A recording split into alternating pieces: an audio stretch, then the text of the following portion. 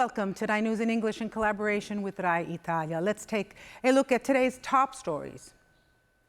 The plane bringing home Italian journalist Cecilia Sala, detained in Iran since December 19th, left Teheran this morning.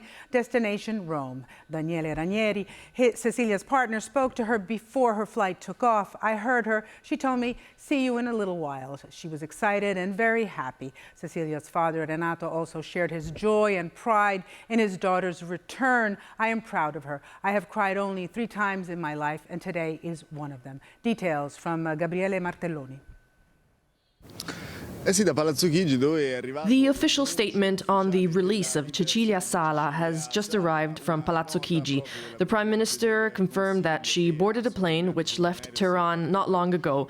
The Prime Minister also reiterated her appreciation for the hard work carried out at a diplomatic level, as well as intelligence activities to bring the Italian journalist back home. She thanked everyone involved in this achievement. It is still unclear whether the Prime Minister will be in Ciampino to welcome Cecilia Sala in person upon her arrival in Rome, and we will have more details tomorrow as the plane is expected to arrive late this afternoon, and tomorrow the Prime Minister will be holding the first press conference of the year. And the Italian-Venezuelan citizen detained in Venezuela on suspicion of illegal activities was released after 5 hours in the precinct, according to Farnesina sources. The man was stopped January 7th at the border between Colombia and Venezuela. Meanwhile, President Maduro takes office Friday the 10th for a 3rd term, with the government expecting opposition protests. The Holy Year in Rome. Tightened control is expanding in the capital, where garrisons have already increased in the areas around Termini and Esquilino on the occasion of the Jubilee. Details from Angela Caponnetto. What did the Security Committee decide? The committee decided to define areas where law enforcement will be more present. We can't call it red zone, so what is it? It's the same rules for all cities. Nothing changes.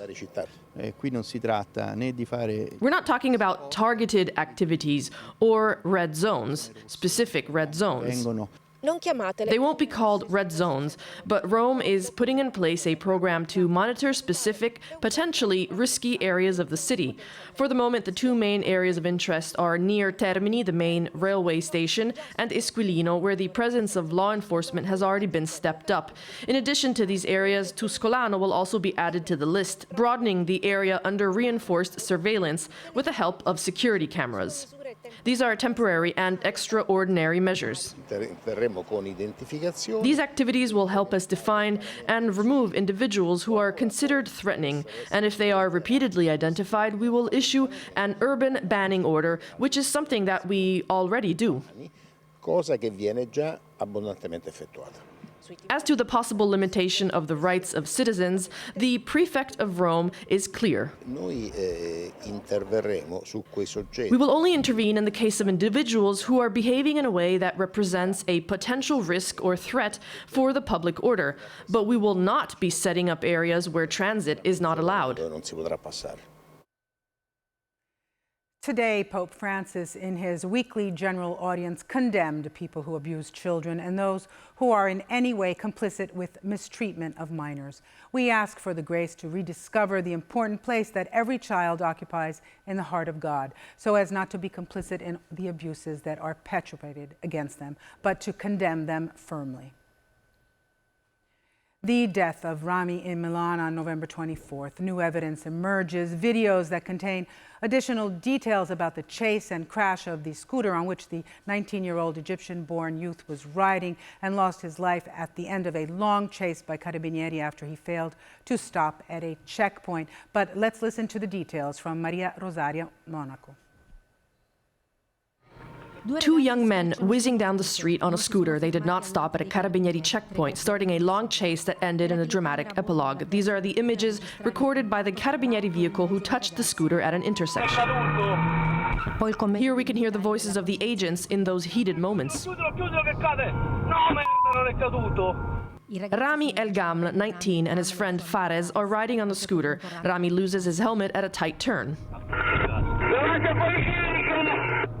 a decisive detail that will cost the 19-year-old his life a few moments later. The camera does not catch the moment Fares loses control of the scooter, but it records the voices of the carabinieri when the news is transmitted via radio.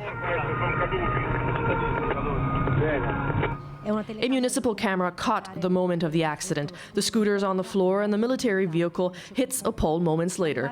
A third vehicle arrives on the site, recording two agents approaching a man, the witness, who was pressured into erasing the video of the accident he had filmed on his phone. In closing, farewell to a master of sports commentary. Rino Tommasi, a journalist and one of Italy's leading boxing and tennis experts, has died at the age of 90. Born in Verona on February 23, 1934, Rino Tommasi was the most beloved voice of Italian tennis, together with Gianni Clerici. We thank Marta Ercolani for the translations. You can find the Italian news in English on our website, inews.it. Tune in tomorrow, same time, same channel.